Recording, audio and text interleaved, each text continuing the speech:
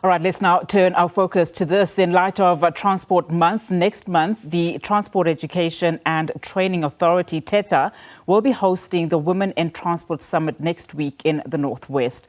The summit will focus on opportunities for women to excel and also to celebrate those leading transformation and inclusion within the industry. TETA's Sabelo Mbuku joins us now for more. Thank you so much for your time this evening. Just a few weeks ago, a diverse group we saw in this industry specifically from, leaders across various fields, including logistics, including air, sea, road, rail, freight, and so forth, met in this province in an effort to drive transformation in the industry.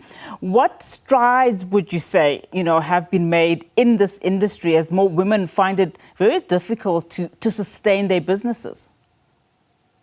Thank you so much, Unati. I think as the Transport Education Training Authority, which is one of the 21 SETAs that we have in the country, we have a responsibility in terms of skills development and training. As much as we understand that there is this gap of women that are not represented in the transport sector. So as the authority that facilitate skills development and training, we then need to focus on how do we introduce or create the necessary awareness of the opportunities that exist within the transport sector and allow young people as well, especially young girls at schools, so that they are fully aware of the opportunities that exist within the transport sector, so that we can then turn the perception or the myth that the transport sector is only for men. So those are the strides that we've been making in terms of creating the necessary awareness amongst the schools through our career exhibition platforms. And now we are pushing it even harder with the seminars that we are conducting to ensure that women are very much aware of the opportunities that exist within the transport sector.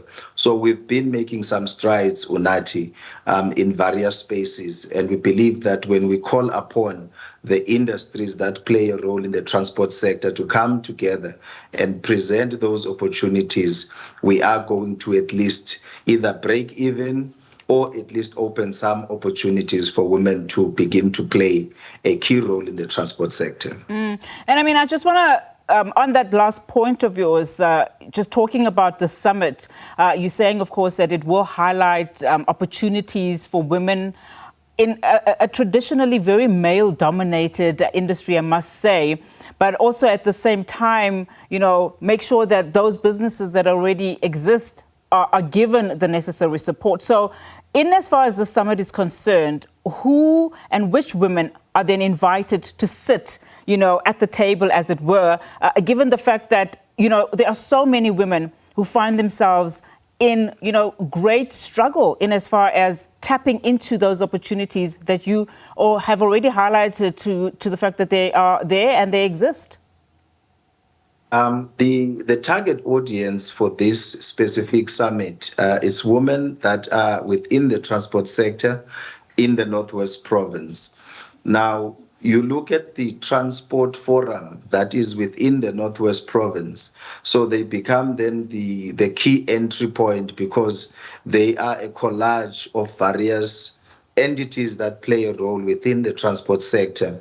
And then you've got associations like SABOA, or the TASA, the Truckers Association. So we're looking at what are the economic drivers in the Northwest Province and what are those role players that could come in and unlock the opportunities or at least link the woman to the opportunities that exist in the province, so that those that are running small businesses, those that have businesses that they want to grow, they can have then access to the relevant information on how to then begin that journey of growing their businesses or establishing viable businesses in the province. So the target audience would be those women who are playing a role within the transport sector or have an interest in entering the transport sector, because you must remember there are those that are suppliers. for various entities within the transport sector.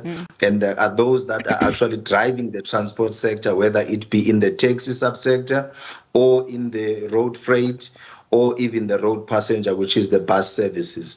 So there are various opportunities that women need to then look out for when it comes to those. And I mean, just to your point about creating this space, the disparities are really, quite disheartening. Not only just in the Northwest Province, but, across the country, especially when you start looking at the numbers. A study showing that in 2020, female employees in this industry was just below 23%, while when you look at the male employees, it's over 78%. From a long-term perspective, what do you think it will take to change the scenario around? Unathi, it's possible to change it. I think in the beginning I mentioned that when you do career development services or career awareness, because you must understand that if over time the perception has been that the transport sector is for men, then there are those who then look away when you talk about opportunities within the transport sector. So you then need to start by creating the necessary awareness of the various opportunities that are available in the transport sector through either exhibitions or directed programs. For instance, if you look at TETA as an institution, we have adopted about 59 schools across the country. And what we are doing is to just show the intention that we want to make sure that young women pick up that there are opportunities within the transport sector. We then provide them access to bursaries. Those that perform well, we give them bursaries that would then fund them with transport-related skills or transport-related qualifications at various institutions across the country. So with that, we believe we are creating a pipeline.